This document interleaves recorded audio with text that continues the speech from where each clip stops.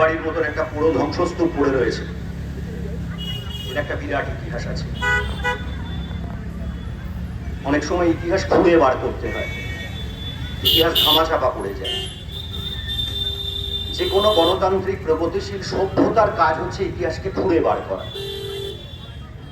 আমরা যদি আমাদের ইতিহাস না জানি, আমরা শেকড়ে পৌঁছতে পারবো না। আর যারা মানুষের গণতান্ত্রিক প্রগতিশীল প্রচেষ্টাকে যুগে যুগে ধ্বংস করবার চেষ্টা করেছে, তারা সবসময় আপনাকে শেকড় থেকে ওপড়াতে চায়। অক্ষয় কুমার দত্ত মানে বাংলার নবজাগরণের সেই অগ্রপথিক, যিনি প্রথম অন্যতম প্রধান ব্যক্তি হিসাবে শুধু যুক্তিবাদী চিন্তা চেতনা না, বাংলা ভাষায় বিজ্ঞান চর্চার সূচনা করেন।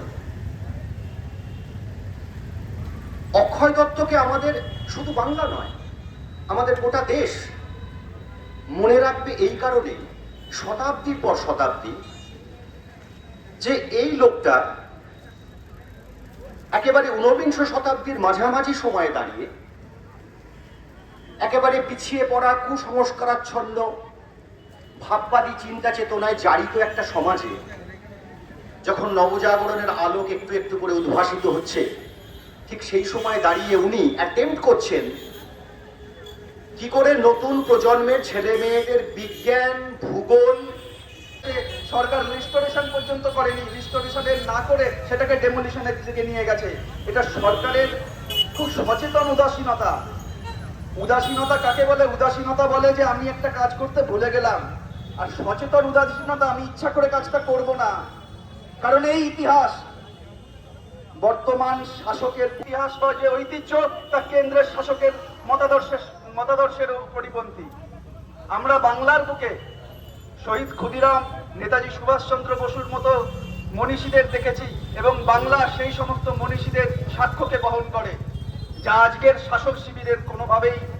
সমস্ত ছাত্র যুবরা ইতিহাস সম্বন্ধে সচেতন হতে আগ্রহী বা বালির ইতিহাসকে জানতে আগ্রহী এবং ইতিহাসের জানার মধ্যে দিয়ে বালির ভবিষ্যৎকে নির্ধারণ করার পক্ষে তাদের ইচ্ছা রয়েছে, সেই সমস্ত মানুষদেরকে আপনাদের কাছে আমি আহ্বান জানাচ্ছি যে আপনারা আসুন।